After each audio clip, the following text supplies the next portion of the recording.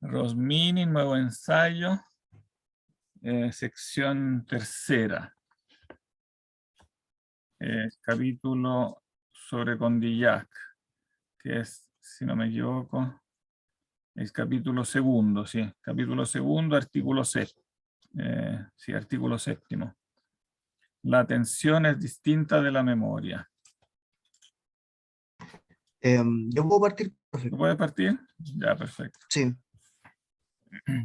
Dice, luego de que Condillac creyó haber demostrado que la facultad de recordarse no difiere esencialmente de la facultad de sentir, prosigue francamente así.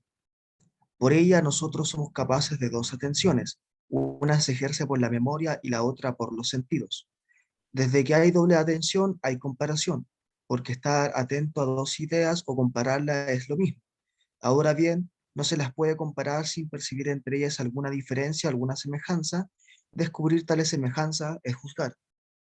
Esto es sobrevolar un inmenso pedazo de terreno ante el cual vuelo parece que los obstáculos desaparecen por encanto.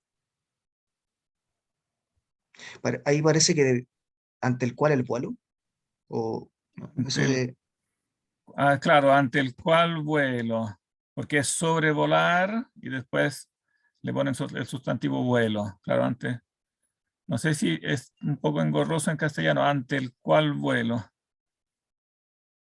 claro, es que Ante, sí, eso ante está bien, este vuelo. pero Oh, lo que quizás sigue mejor, después, quizás suena mejor ante este vuelo. sí, yo creo que sí, claro, porque ahí quedaría mucho mejor con lo que, sí, que parece que los obstáculos, sí. Claro, queda más castellano, sí. Los numeritos no están en... Sí. Sigamos nomás porque ahora entonces va a criticar esto, porque aquí evidentemente hay un salto, ¿no? Entonces él va a explicitar cuál es el salto que se da acá. Sigue nomás. Parece que voy a tener que continuar yo, profesor, porque la Cata no puede conectarse con el micrófono. Ah, no puede conectarse, pucha. Ya, ya, perfecto. Sí, Te toca entonces sacrificarte. sí. No hay problema. No hay Dice, problema. primeramente, basta un poco de meditación para saber que el acto en el que recogemos la atención ya en los objetos de la memoria, ya en los términos del sentido, no es ni la memoria ni el sentido.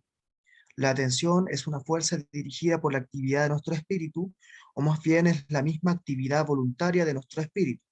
Prestamos atención mediante un acto de nuestra voluntad y en este prestar atención nuestro querer tiene un mayor o menor intensidad. Como la sensación se distingue de la atención por su pasividad y cómo se distingue de la memoria por su distinto término, ya lo hemos visto. Que luego la atención se distingue también de la memoria es también fácil verlo.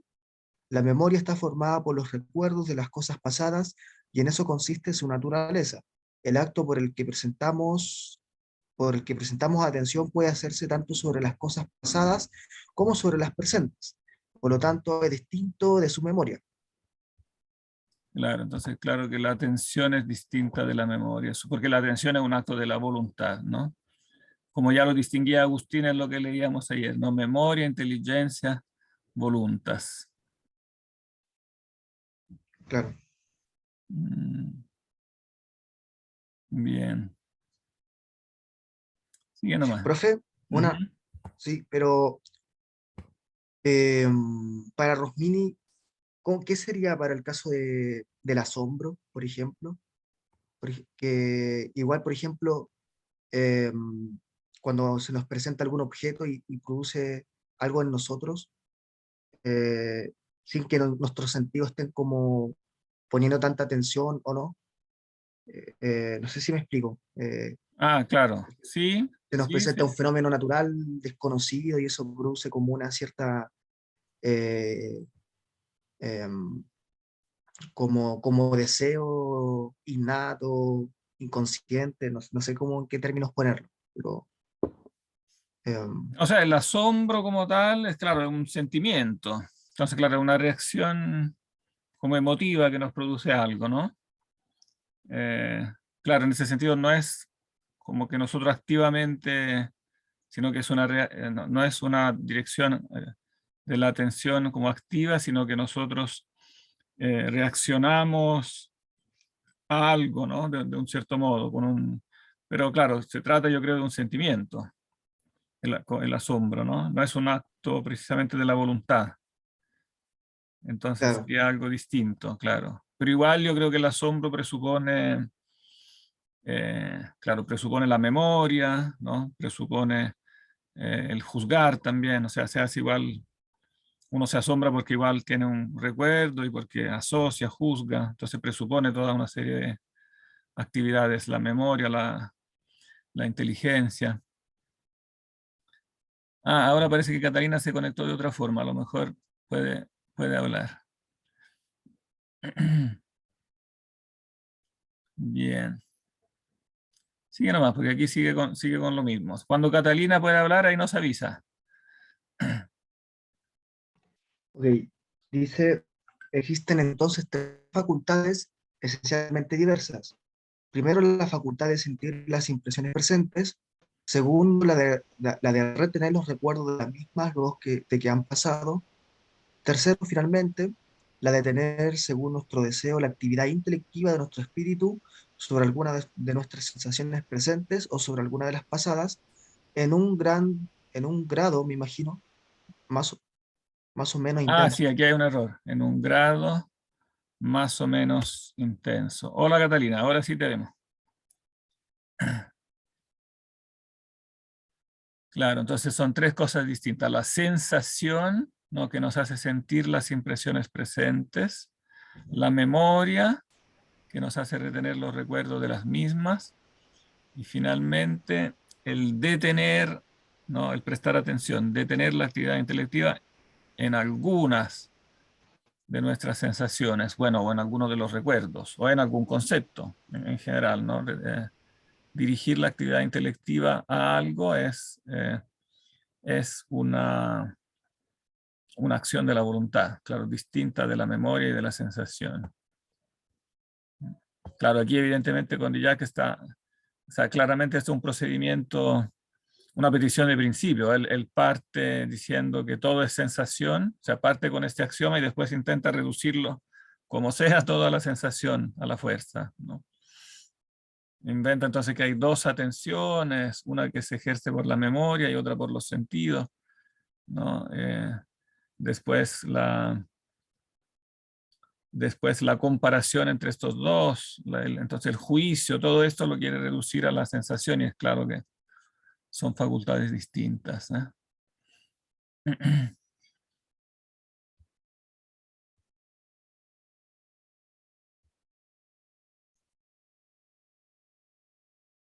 Ya, perfecto. Sí, para la próxima hay que encontrar un mejor lugar. Excelente. Bien. Entonces le toca sacrificarse a Eros todavía.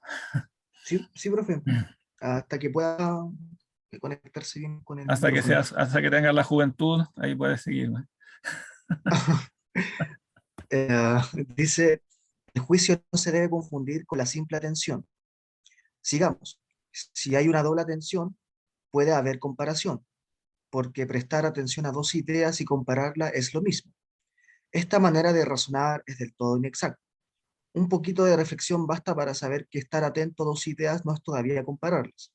Puedo perfectamente restringir mi primera atención a una sola idea, luego a otra, sin compararlas ni hallar la diferencia entre ellas.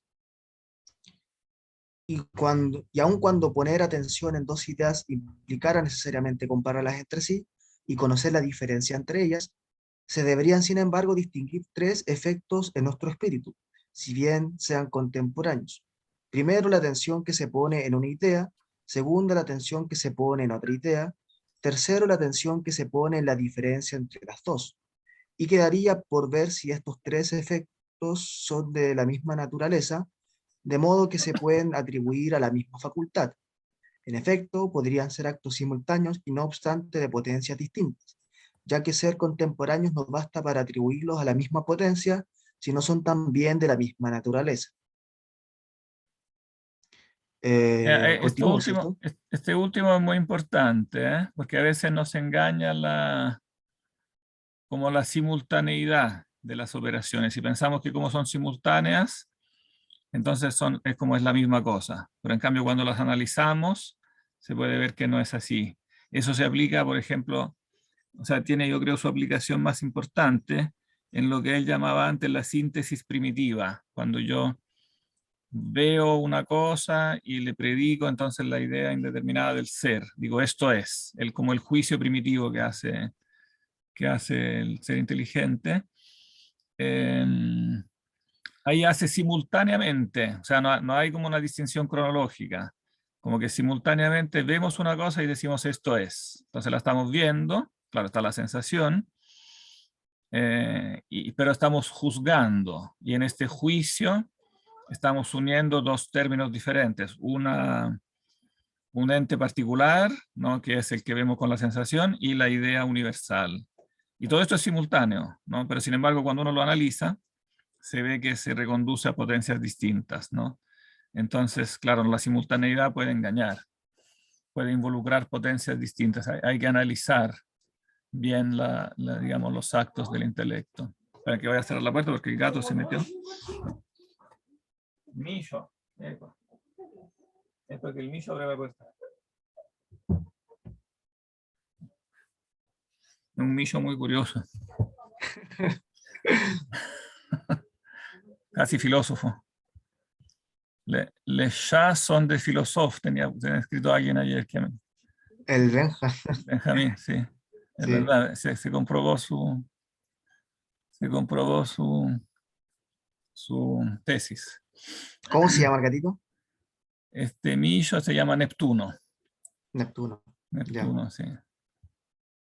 Es muy curioso, sí. También quiere ser Eh, doctor, juega con el estetoscopio. ¿Cuántos años tiene? Más o menos. Como dos. Dos. Ah, Es ya, muy chiquitito. inteligente, o al menos eso me Ya. parece. Bien. Sigamos nomás, sí, porque esto sigue aquí con el mismo tema. Ya. Bueno, dice, se añade que estos tres efectos no son necesariamente contemporáneos.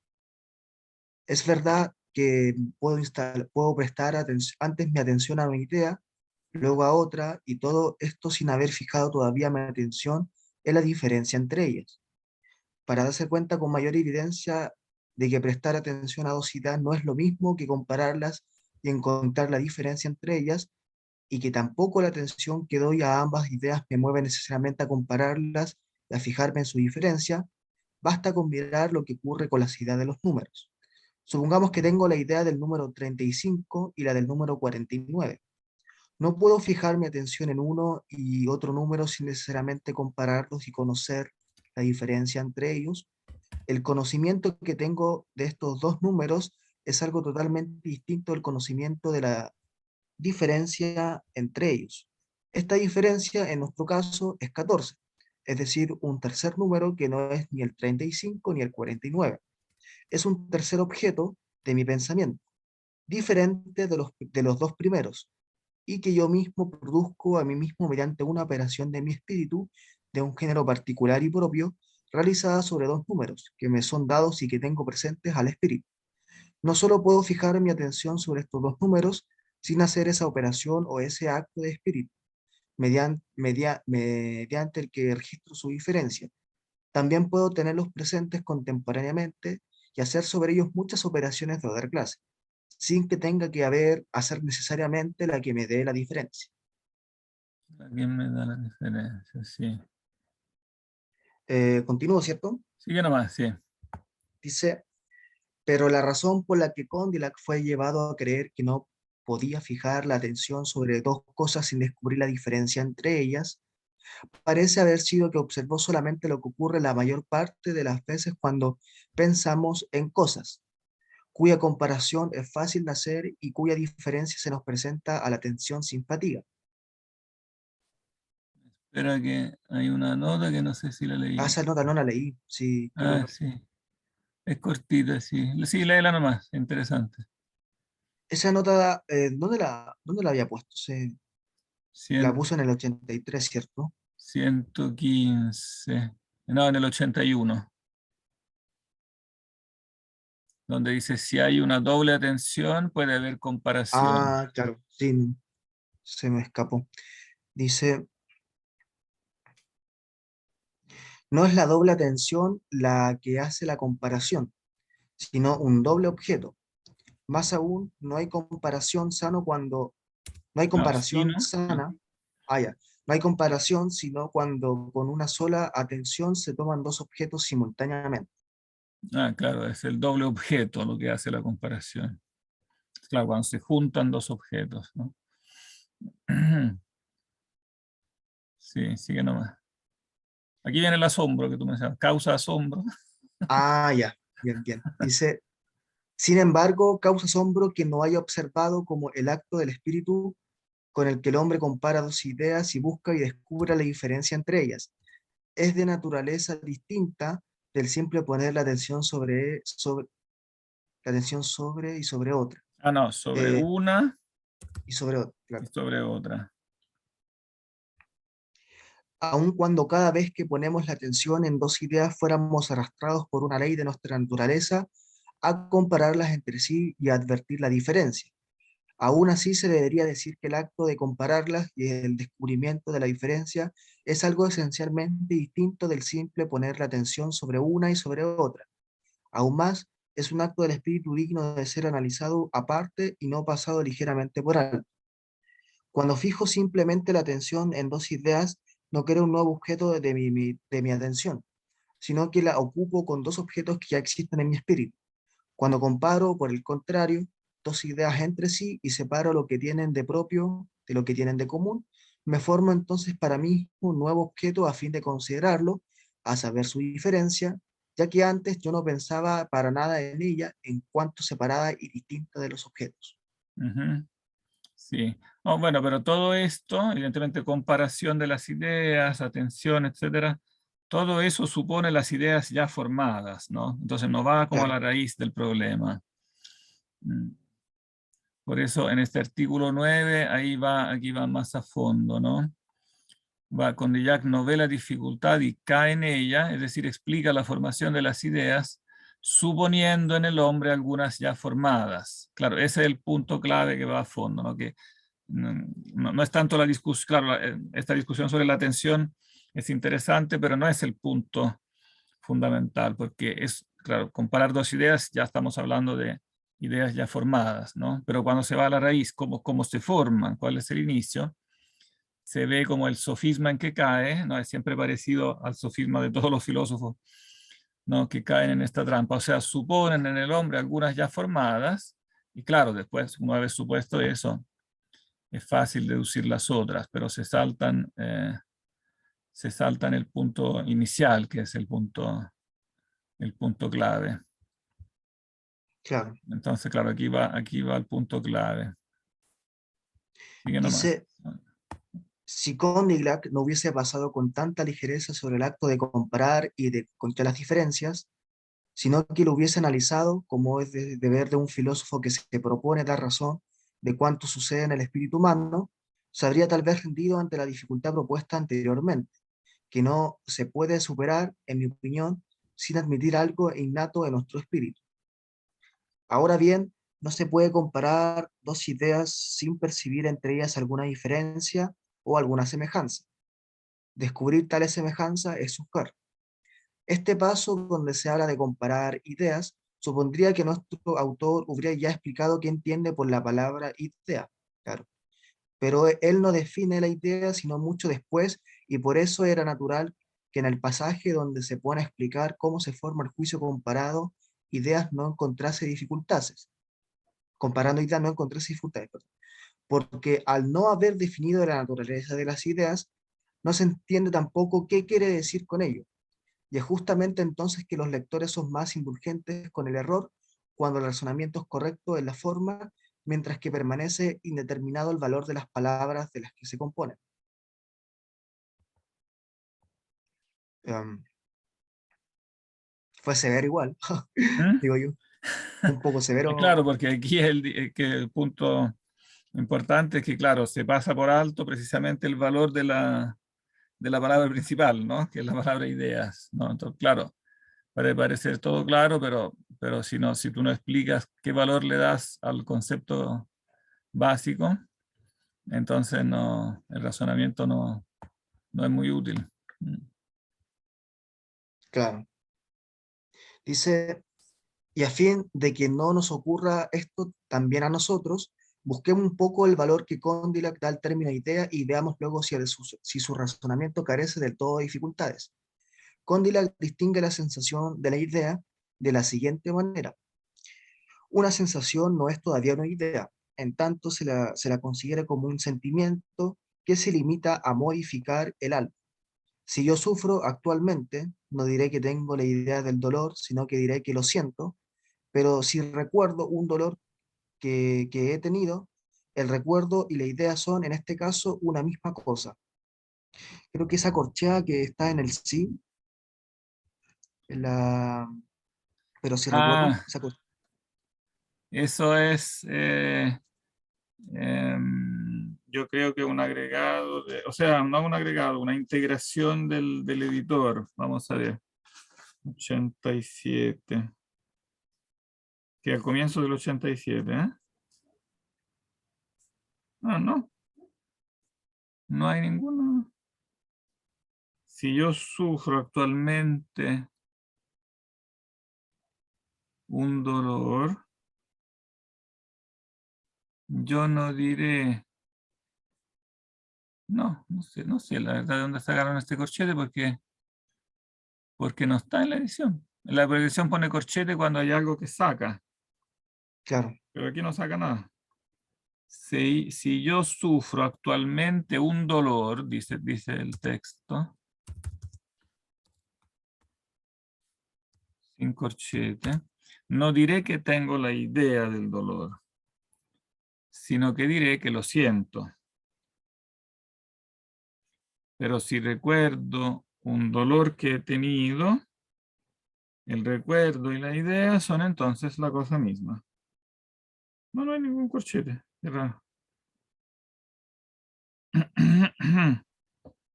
Quizá lo puso usted Lo que sí con la hay una traducción. nota Ya, claro. que Condillac aquí no está algo veo. razonado. Voy a agregarle la nota porque hay una nota que aquí no veo. Además del asterisco que son las subnotas. Aquí hay una nota que dice confer ibidem.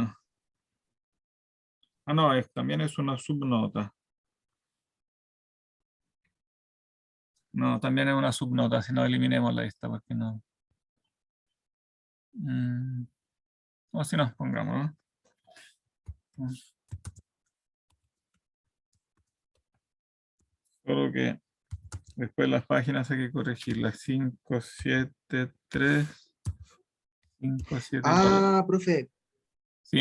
ahí puso algo. Los corchetes responden a que la traducción que venimos citando presenta una laguna, que es sufrido siguiendo el texto francés, Pura philosophique de Condillac. Eh, claro, yo me imagino que usted lo puso como recordatorio. Una laguna. Que yo no veo ninguna laguna con respecto al texto que tengo aquí de los mini. O sea, el texto de la edición crítica que tengo delante. Porque, a ver, reléelo en español que yo lo sigo en el italiano. Del comienzo de la cita.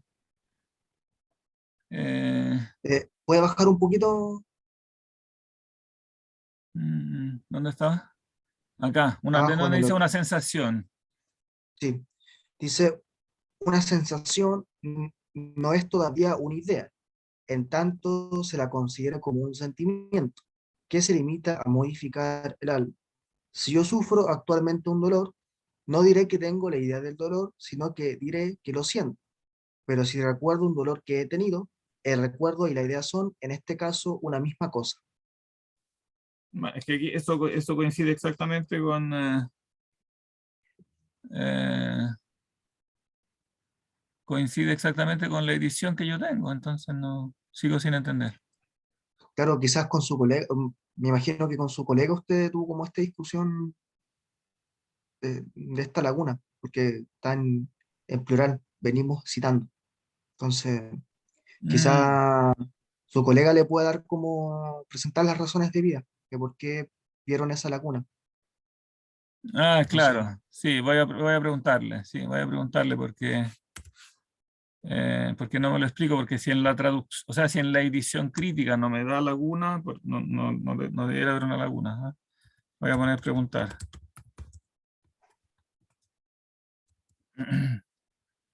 Ya, perfecto.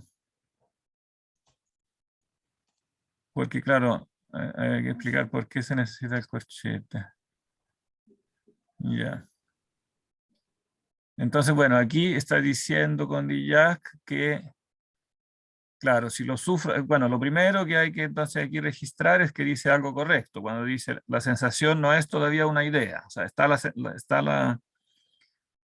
la distinción entre sensación e idea, pero parece que la idea, según él, es la misma sensación recordada. O sea, cuando la recuerdo se transforma en idea. Claro, pero no me Claro. dice cómo se transforma en idea, qué le pasa, cómo lo hace para transformarse en idea. Veamos cómo lo comenta él. Dice, en este pasaje se ve que Condillac niega el término de idea a la sensación en cuanto que la experimentamos actualmente, y al contrario la otorga la sensación que se conserva puramente en la memoria.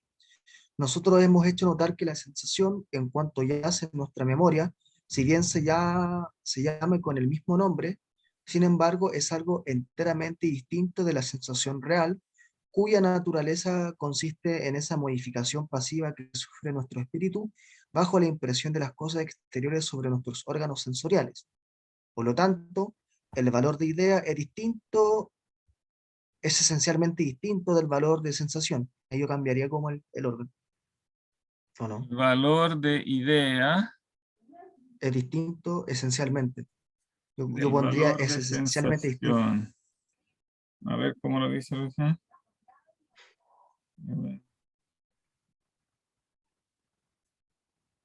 Claro, yo quizás lo pondría como entre comillas, el valor de idea,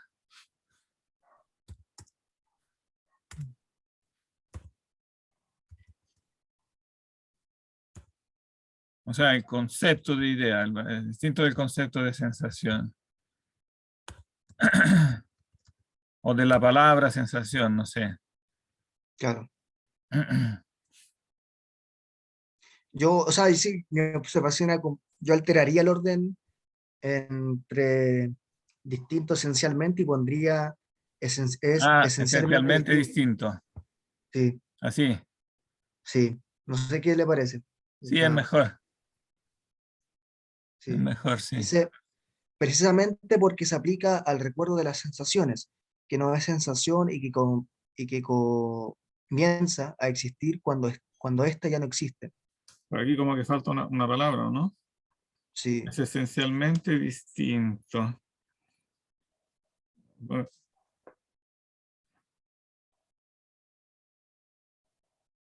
justamente porque aquel, aquel se aplica al recuerdo de las sensaciones, claro, que no es sensación y que comienza a existir cuando ésta ya no existe. sí, Ya. ahí creo que debe cambiar, comienza, está mal escrito, le falta la I. Ah, y que Sí. comienza a existir cuando ésta ya no existe, sí. Perfecto. Dice, pero será útil que veamos cómo llegó Condillac a esta distinción. Lo que sigue demuestra que él no da el título de idea a la sensación propiamente dicha, sino a los recuerdos de la misma, porque la sensación no representa nada fuera de sí, mientras que el recuerdo representa, o mejor refiere a algo distinto de sí, a saber, la sensación en cuyo recuerdo consiste. Lo que hace entonces que una aprehensión de nuestro espíritu sea una idea es, no- según nuestro filósofo, su cualidad de representar alguna otra cosa distinta de sí. Es por esto que atribuye al sentido del tacto la potencia de cambiar las sensaciones en ideas, porque supone que el solo tacto entre todos los sentidos es algo que tiene la virtud de hacer que nuestras sensaciones sean representativas. Oigámoslo. Las sensaciones actuales del oído, del gusto, de la vista y del olfato no son más que sentimientos, mientras que estos sentidos no han sido instruidos por el tacto, porque el alma no puede tomarlas, no puede entonces tomarla más que por modificaciones de ella misma. Espera que aquí De falta una ella, palabra. Porque hasta aquí el alma,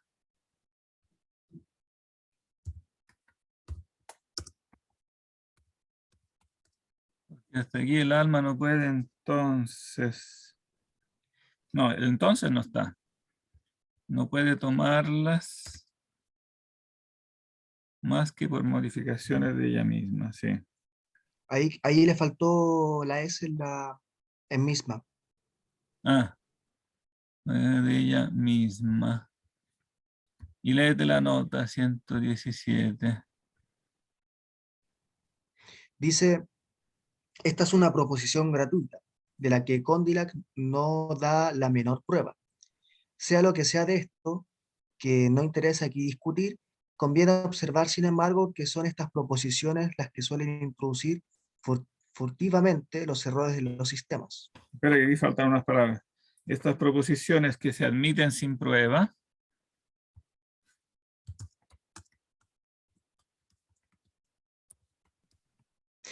Pero eso no lo dice arriba.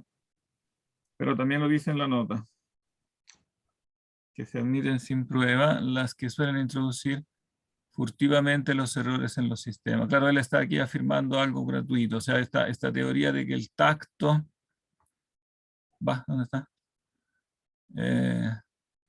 Claro, como que hay cuatro sentidos que no son más que sentimientos, o sea, modificaciones subjetivas. Y de pronto, en cambio, interviene el tacto que instruye a los otros sentidos. ¿De dónde habrá sacado esto? Es un misterio. Claro. Dice, Es bien curioso. eh, continúo, ¿cierto? Sigue nomás. Sí, lo voy a seguir en el italiano porque hay como palabras que faltan de repente. Dice, pero si estos sentimientos no existen más que en la memoria que los recuerda, se convierten en ideas. No se dice, en este caso, yo tengo el sentimiento de lo que he sido, se dice, yo tengo el recuerdo o la idea. Tanto la sensación actual de solidez como la pasada es, por sí misma, a la vez sentimiento e idea. Es sentimiento por la relación que tiene con el alma que modifica, es idea por la relación que tiene con alguna cosa exterior. Esta sensación nos fuerza luego a juzgar fuera de nosotros todas las modificaciones que el alma recibe por el tacto. Y por esto cada sensación del tacto se tiene por representativa de los objetos que la mano hace. No entendí Que la ahí. mano, Es, hace, sí. Sería toca. claro. Asir y tocar es lo mismo. ah, hacer y tocar. Asir. Asir. Ah, eh, Asir no es mm, tomar, creo que sí, asir es tomar. es tomar, no, mejor pongamos toca. Lo que hace el tacto es tocar, toca. Que la mano toca. O sea, lo que hace la mano es tocar, decimos, ¿no? Mm, sí. Bueno, dice, el tacto acostumbrado a obtener sensaciones, perdón, sí, que había buscado hacer si estar o agarrar a alguien de algo. Eso es Mm. lo que queda mejor con tocar. Dice, el tacto acostumbrado a obtener sus sensaciones del exterior Espera, hace espera, no, contraer la espera. vista. Aquí también hay un error. Acostumbrado a no obtener, a referir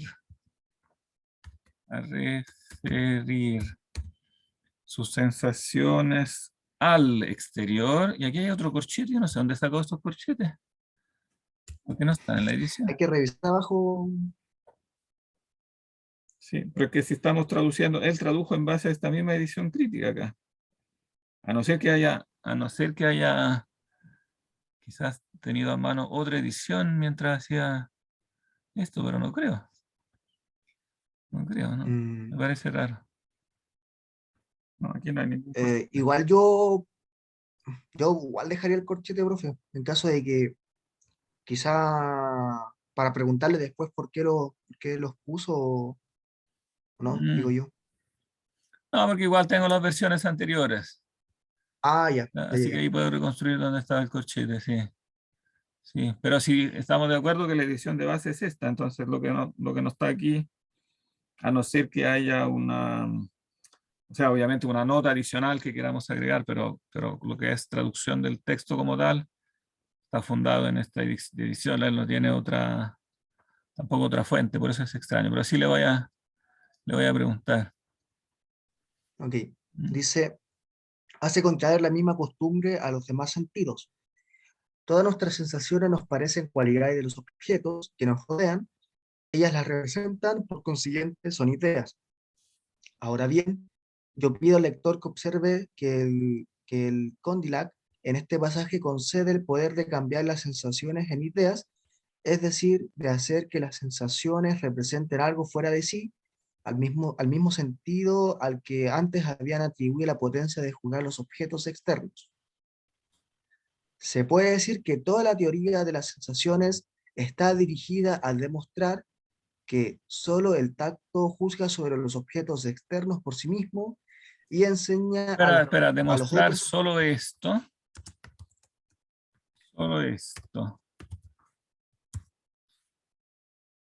que solo el tacto, sí. Que solo el tacto juzga sobre los objetos externos por sí mismo y enseña a los otros sentidos a hacer lo mismo.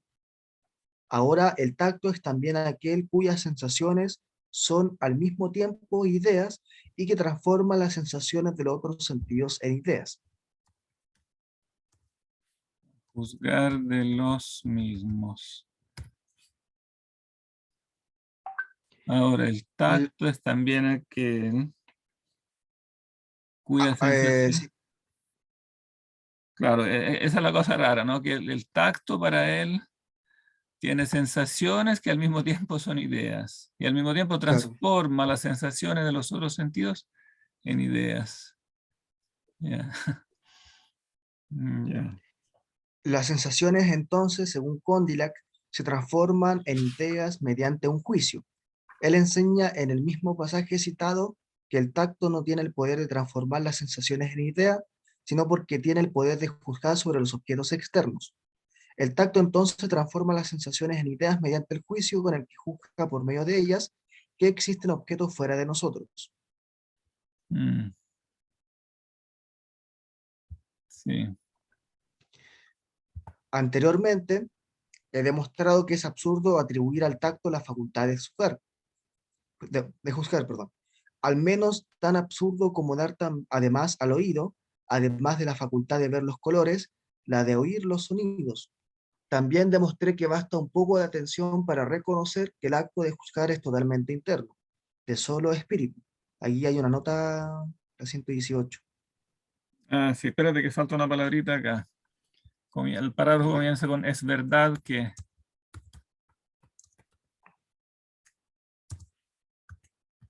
Anteriormente he demostrado que es absurdo liberar el tacto las facultades. Ah, claro, pero es verdad en castellano se dice cuando hacemos una concesiva. Pareciera Claro, presuponer, es verdad que, pero.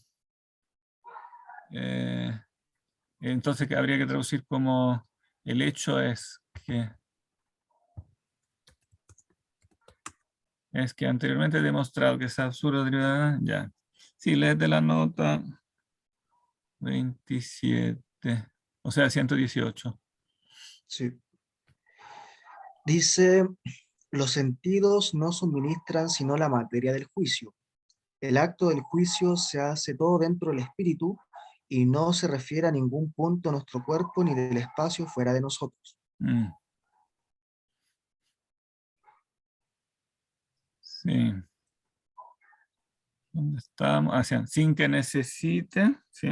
Sin que necesite ninguna impresión externa actual sobre los órganos, mientras que la acción del tacto nace mediante la modificación actual de los órganos externos y corpóreos. Pero no quiero por ahora fijarme con esta distinción y razono de la siguiente manera, solo teniendo en cuenta los principios de Condillac.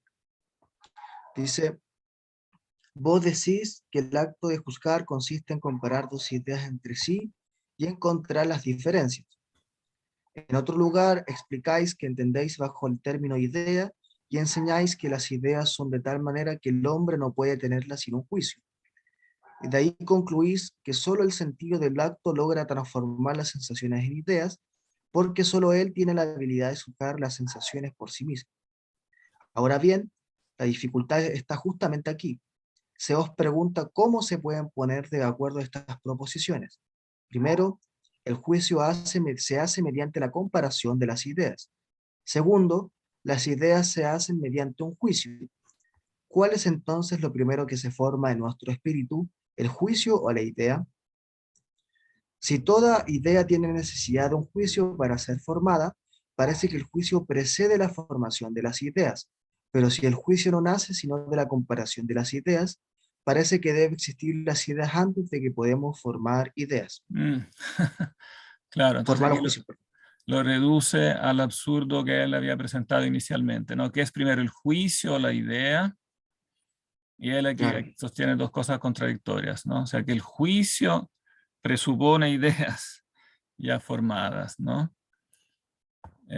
Pero ¿cómo se forman la las nota, ideas? Mediante un juicio. Y entonces, claro, un círculo vicioso. Se necesitan juicios para formar ideas y se necesitan ideas para formar juicios, ¿no? claro. Mm. Y Hay esta una nota nota, ahí, esta nota es larga, pero yo creo que es interesante, sí. sí. Dice, es un miserable escabullir la dificultad lo que hace Fortunato de Brescia, que a Espera, miserable definición, quizás es muy fuerte, un mísero. O sí, sea, es un un miserable. escabullir, es un pobre. Pobre, no sé cómo suena en castellano, es un pobre escabullir. Sí, ¿a qué se refiere con escabullir? Como, como dar vuelta a la dificultad, como Ya, eh, es un pobre recurso para escabullir, una cosa así. sí, Aquí sí. agregamos algo, pero no importa porque es, digamos, para que esté en castellano. Mm. Pero en la en italiano dice miserable, ¿no? Se En dice, italiano dice mísero, ya, è un misero effugio, è un mísero, o sea, sería como una pobre escapatoria.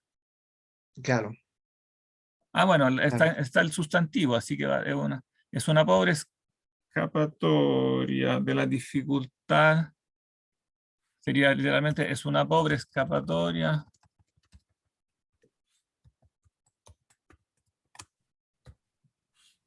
de la dificultad. ¿Se entiende? sí, yo creo que se entiende mejor. ¿Se entiende mejor? Sí.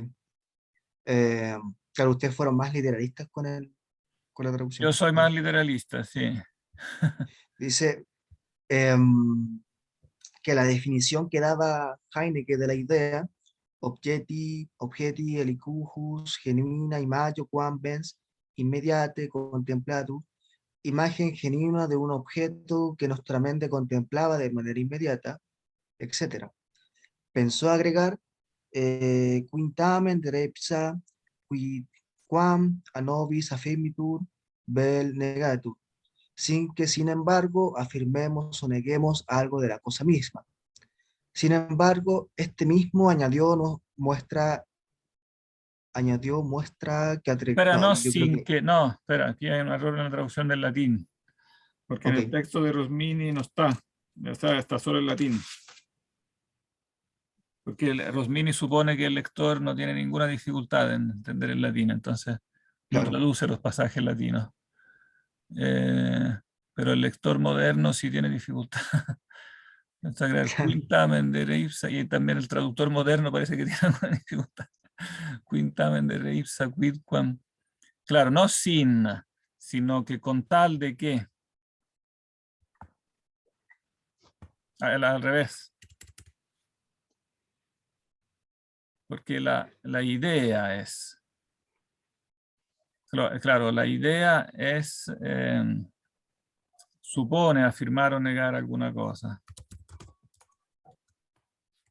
con tal de que, sin embargo, afirmemos o neguemos algo de la cosa misma. Sí. Claro, muestra que, claro, es una escapatoria, pero muestra que él vio la dificultad, ¿no? Sin embargo, este mismo añadido muestra que entrevió la dificultad, claro, porque sintió la necesidad de agregarlo. Claro. Sí. Sigue nomás. Dice, sin embargo, este mismo añadió muestra que atrevió la dificultad, porque sintió la necesidad de agregar. Si me doy cuenta mediante la idea particular de que los reales están fuera de mí, puedo darme cuenta de ellos sin haberlo dicho interiormente a mí mismo y decirme a mí mismo interiormente que las cosas reales están afuera. ¿No es acaso afirmar algo, juzgar que existe fuera de mí?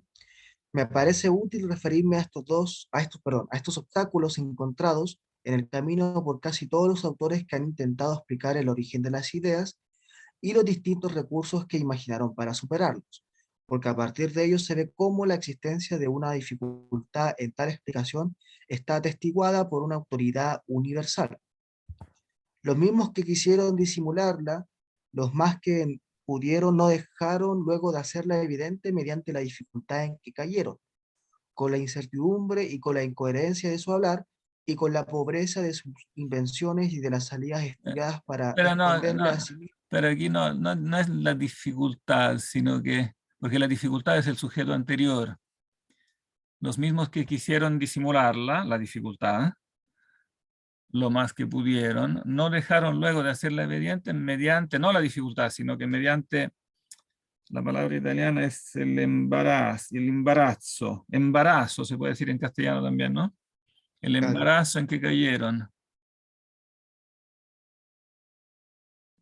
O hay un sinónimo, obviamente nadie va a pensar que es un embarazo, porque en castellano se claro. usa más No, yo creo que, embarazo para tener un bebé, pero aquí se claro, entiende, pero pero aquí se entiende que no en se el trata de eso. contexto, sí. Mediante el embarazo en que cayeron. Siempre se producen malentendidos con esto entre italianos. Sí, Pero no creo. sí, sí. Yo Eh, conocí a un profesor que tenía una novia y esta novia, un profesor italiano que tenía una novia española. Y entonces en un momento dado la novia le dijo que estaba muy embarazada. O sea, claro, ella quería decir que estaba complicada, pero le dijo al novio que estaba embarazada. Entonces el novio se asustó Oye, un me poco. imagino. No, pero yo creo que aquí no, aquí se puede entender como Aquí no hay cualquier. lugar para este equívoco, ¿no? Sí. Eh, dice en que cayeron con la incertidumbre y con mismos y sus, No, y con perdón, la y con la, incoherencia, sí, perdón, me salté una línea, y con la incoherencia de su hablar y con la pobreza de las invenciones y de las salidas estudiadas para esconderla a sí mismos y sus lectores.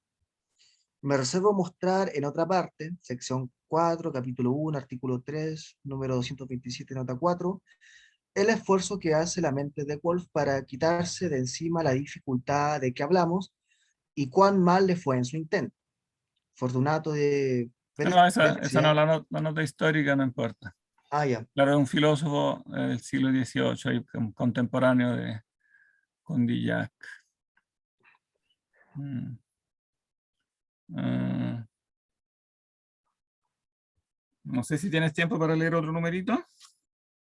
sí, profe, si hoy día no tengo moderno, no, a las 13 no Ah, tengo. ya. Ah, ya, leamos entonces Sí, hasta. No, ¿qué? ¿Cuánto es? 90. Eh, no vamos a alcanzar a leer todo con Dillac porque todavía falta un poquito, pero leamos un numerito más. ya. Un, Artículo 10, sí, artículo toda 10, número aprehensión, 90. ok, dice, toda la aprehensión representativa es universal. De ahí que la dificultad se muestra cada vez más en Condillac y queda sin resolver. Esta es precisamente la dificultad que expuse anteriormente y que se trata de resolver. Aparece aquí en toda su generalidad. Ya no se presenta para una clase particular de ideas, es decir, para las ideas comunes o universales, sino para todas las ideas sin distinción alguna. No dice para hacer un juicio se requiere un abstracto y para hacer un abstracto se requiere un juicio. ¿Cuál será primero entonces, el abstracto o el juicio? Sino que dice para hacer un juicio se requieren ideas que... Tiene que dejar un...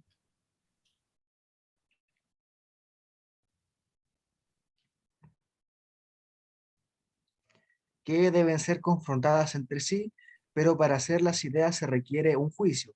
¿Qué será entonces anterior en el espíritu humano? ¿El juicio o la idea?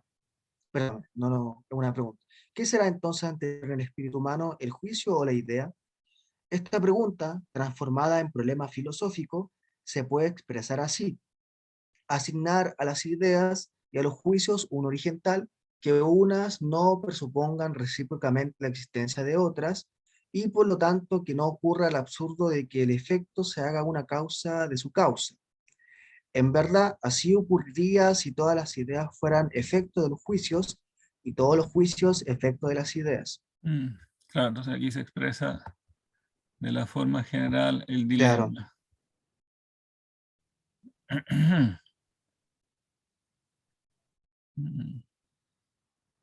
Anteriormente alguien había planteado así el problema, anterior a Condillac, digo a Rosmini. Que yo sepa, no de esta forma tan clara al menos. Ya, Claro, quizás claro, porque eso es igual importante. implícitamente, claro, quizás implícitamente sí, pero, pero así como explícitamente, no, o sea, es primero el huevo o la gallina, sí, es primero, no, qué cosa es primero. Mm, Yo creo que no, al menos yo a mí no me consta, no. Ok. Dice, antes de pasar a ver si algún otro filósofo consiguió escapar de la dificultad y resolver el problema, será útil que me detenga todavía un poco sobre la teoría condillaciana. El concepto de Condillac nos da de la idea es el de una percepción representativa de alguna otra cosa distinta de sí. Y parece evidente que se requiere un juicio para reconocer que una percepción tiene una relación con otra distinta de sí, de manera de ser capaz de representarla. Aquí hay una nota, 120. Sí, aquí resume bien el punto, ¿no? Claro, parece evidente que se requiere un juicio, claro, evidentemente él distingue sensación de representación, ¿no? Claro, Pero claro, pero no se da cuenta que al hacer eso salta un punto, ¿no? Porque parece evidente que se requiere un juicio para reconocer que una percepción tiene una relación con otra cosa distinta de sí.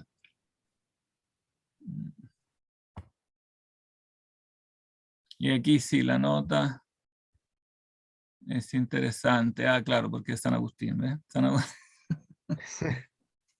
San Agustín observó bien, como hemos visto, eh, nota 70, la distinción entre la facultad de sentir y la de juzgar. Nos hace ver, además, en varios lugares de sus obras, que si solo tuviésemos sentido y si estuviésemos privados de la facultad de juzgar, no podríamos hacer uso de los signos, ya que nos faltaría la manera de distinguir el signo de la cosa significada. Ahí creo que puso unos corchetes de más, pero creo que es pura, Ah, eso siempre el quizás asunto misterioso de los corchetes, sí.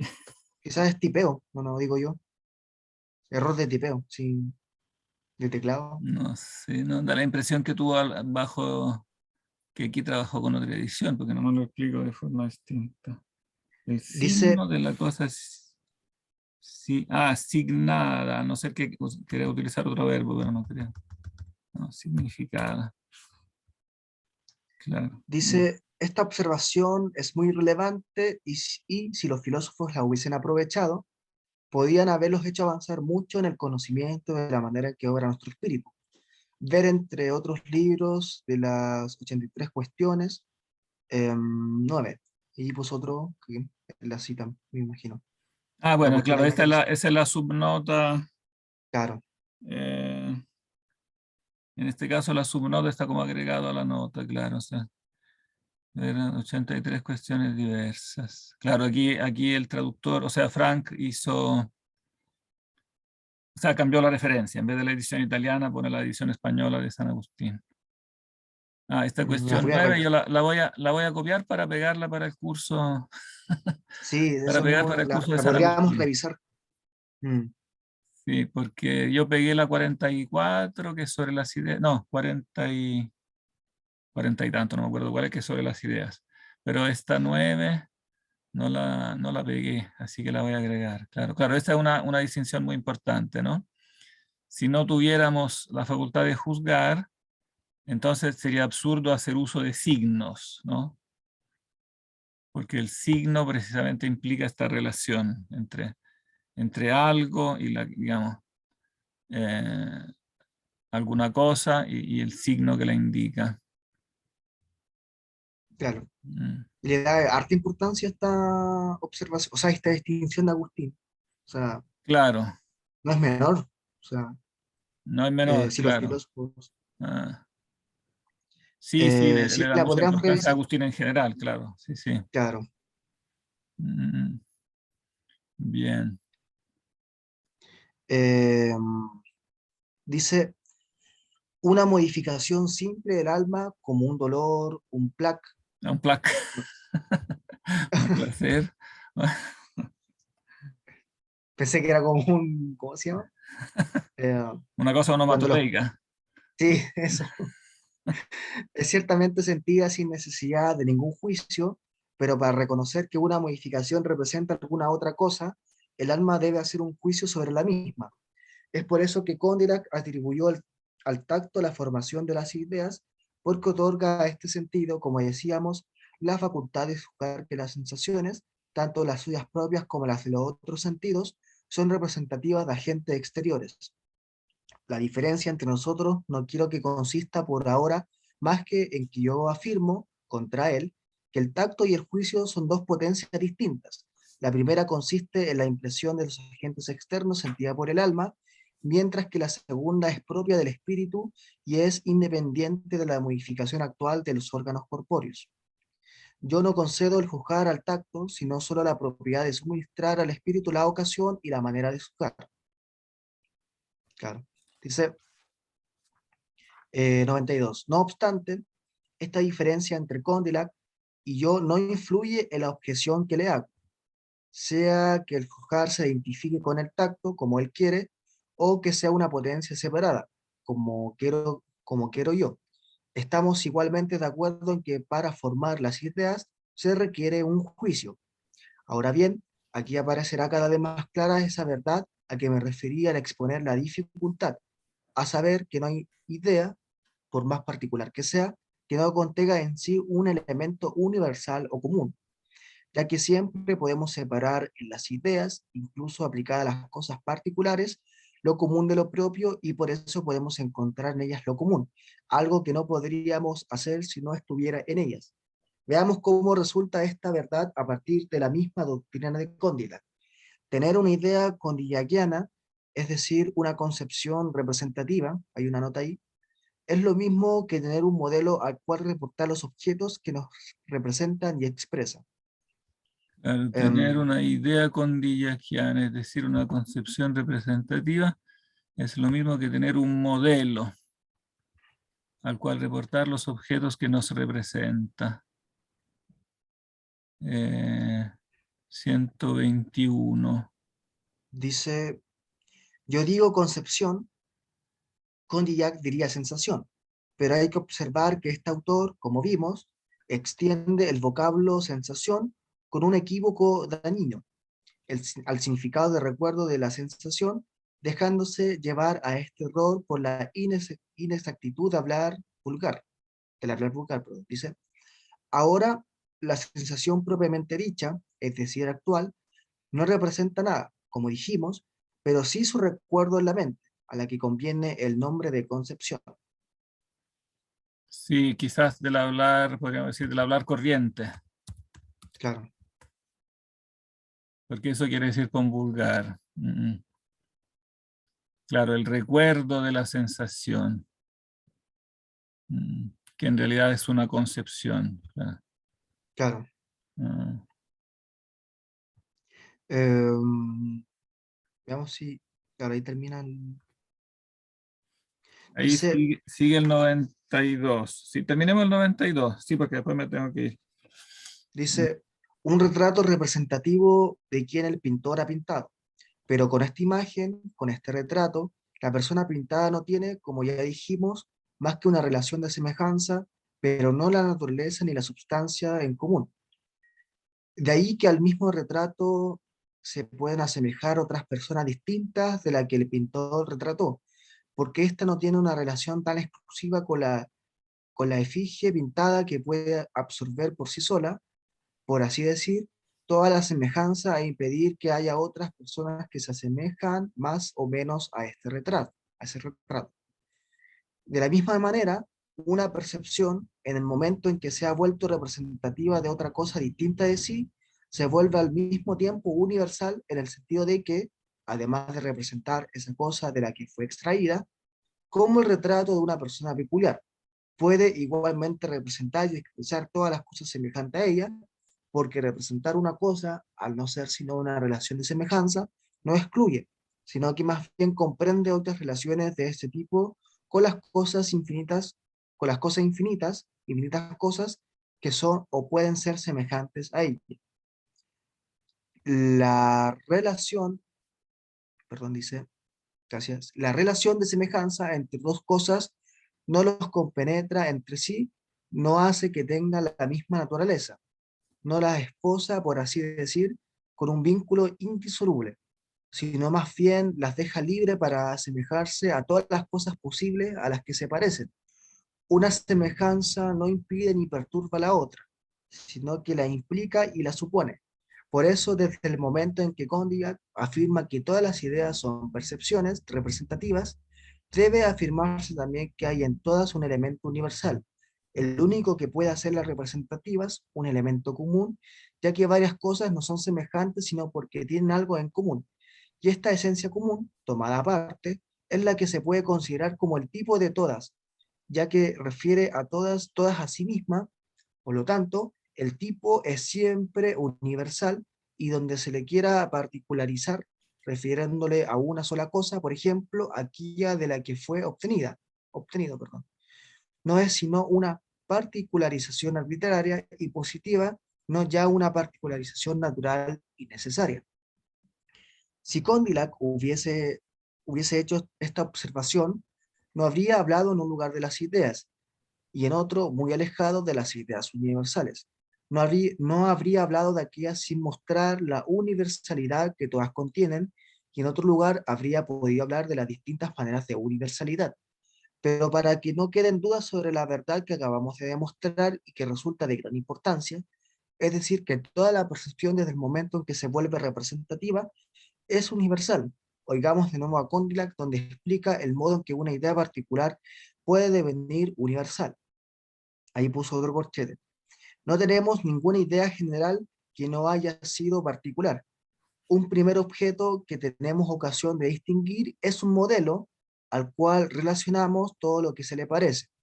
Y esta idea, que no ha sido, es un principio más que singular, viene a ser tanto más general cuanto menos formado esté nuestro discernimiento. Modelo ahí lo puso todo todo con mayúscula. ¿Por Ah, todo qué? como así, eso refleja la edición, sí. Ok, Y aquí hay una nota ahí. entonces leamos, claro, terminemos con la nota.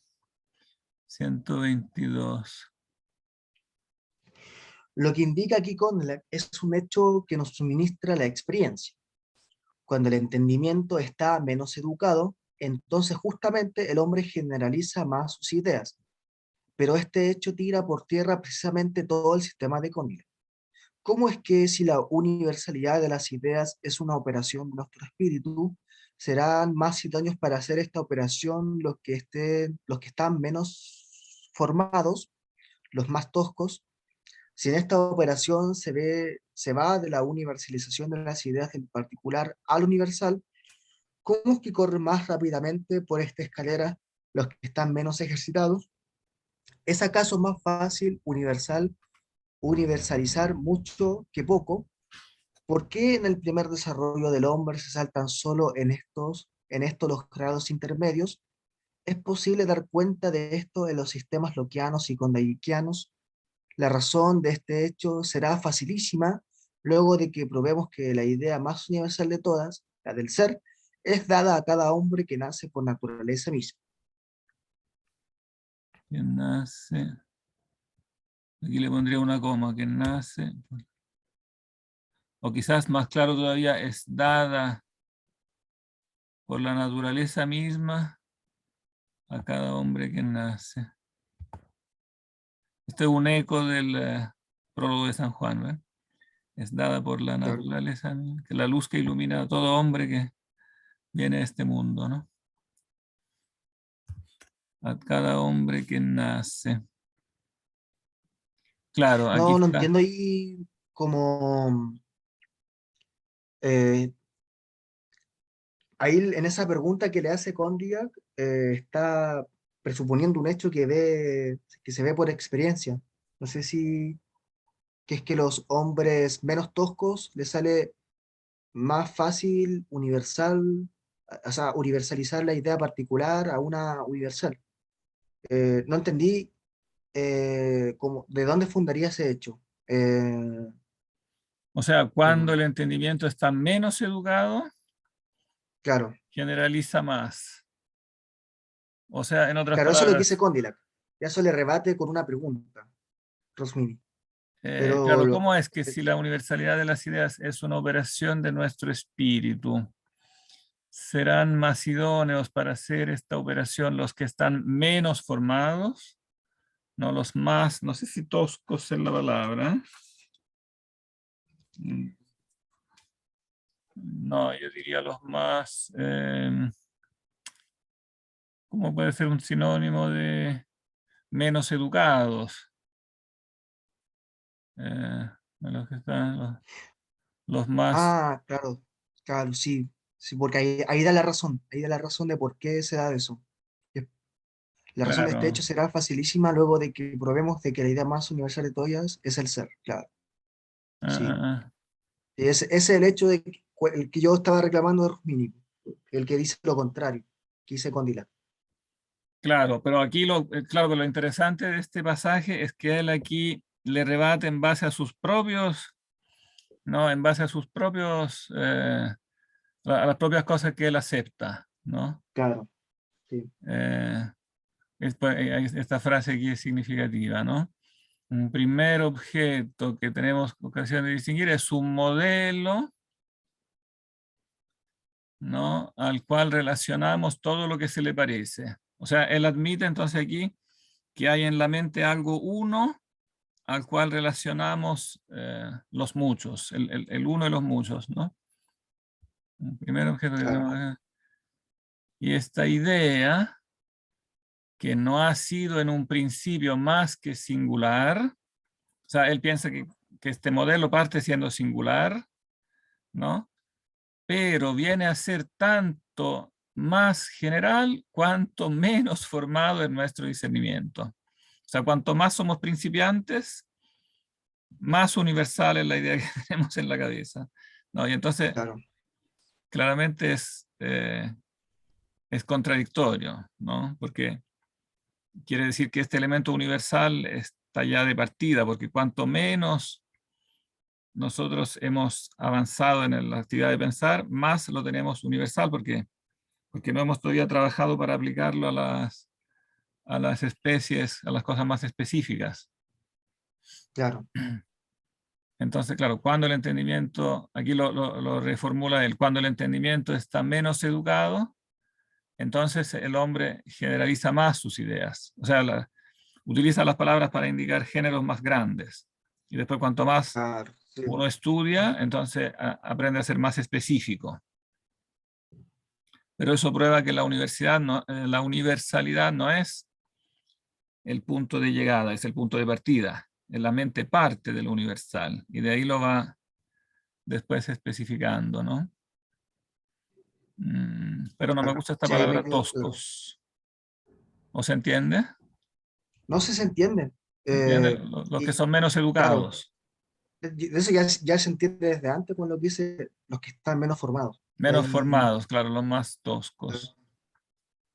Claro. Bueno, y eso lo dice también Tomás de Aquino explícitamente, ¿no? Que, las personas hacen primero como juicios más universales, ¿no?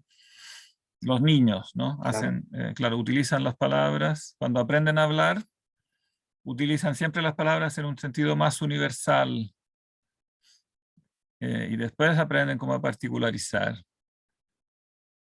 Por ejemplo, tú le enseñas a claro, decir no, no, y, y ellos cuando ven otra persona como, como de la misma edad, mayor, lo llaman no, no igual. O sea, claro, ellos entendieron la palabra no, no primero aplicada a esta persona particular, sino que como espontáneamente la aplican de forma universal. claro, Entonces, claro, en el momento en que él habla de modelo, ¿no? Entonces está hablando de algo universal. Y eso él lo reconoce, ¿no? Claro, porque dice, en un principio era singular esto. Y después pasa a ser universal. Claro, entonces hay un paso. Pero resulta que en este paso están más adelantados los que están, los que son más toscos. claro, Entonces, claramente, ese no es el paso, sino que es al revés. O sea, digamos, si una cosa que es particular es tomada por la mente como modelo, entonces es porque ya en la idea de esa cosa estaba lo universal. claro. Claro, ya Igual, en la igual me primera llama, idea particular, como la llama él, en la idea particular, la primera idea de lo particular, pero al ser idea, esa ya era universal. claro, sí. O sea, solo para terminar, igual me llama la atención como el ejemplo que usted da del niño, que igual me parece que es algo mucho más ilustrativo como para probar la existencia de estos principios innatos. Ah, No sé claro, si claro, el sí. ejemplo de, de los niños es tomado dentro de estos escritos. O sea, El ejemplo del eh, niño yo creo que ya está en Aristóteles. ya, Sí, ya, creo que ya está en no, Aristóteles, pero no me acuerdo exactamente dónde. Eh, sí, y creo que Tomás de Aquino lo repite de ahí, lo repite de Aristóteles. Y claro, claro, Rosmini después mostrará cómo Aristóteles hay pasajes donde se contradice también en esto, ¿no? Porque por un lado admite esto, ¿no? Que lo universal es primero, y después en otros pasajes quiere partir también, tiene pasajes que se prestan a ser interpretados en este sentido casi de Locke, casi que primero viene el sentido, ¿no? claro, Entonces, claro, viene a caer como un poco en una contradicción parecida, o al menos en una forma inexacta de hablar, ¿no? Cuando dice Aristóteles que el sentido juzga, etc. Bien, vamos a dejarlo aquí porque yo tengo que irme a la universidad ahí en la montaña. Vamos a ya, poner, profesor, cuídese, espera que le que vaya bien. pongamos la fecha antes que se nos olvide. Hoy que es 17/06/2022. Bien, y la próxima vez ahí nos toca entonces terminar con Dillac. Sí, pero es interesante esto de Condillac porque es interesante el procedimiento con que él, en base a lo que él mismo admite, no le hace ver que igual se topa siempre con el mismo problema. Claro. Ah, ya, Chao, profesor, cuídese, perfecto. Gracias que le entonces, vaya bien. que estés bien. Nos vemos. Igual, nos vemos.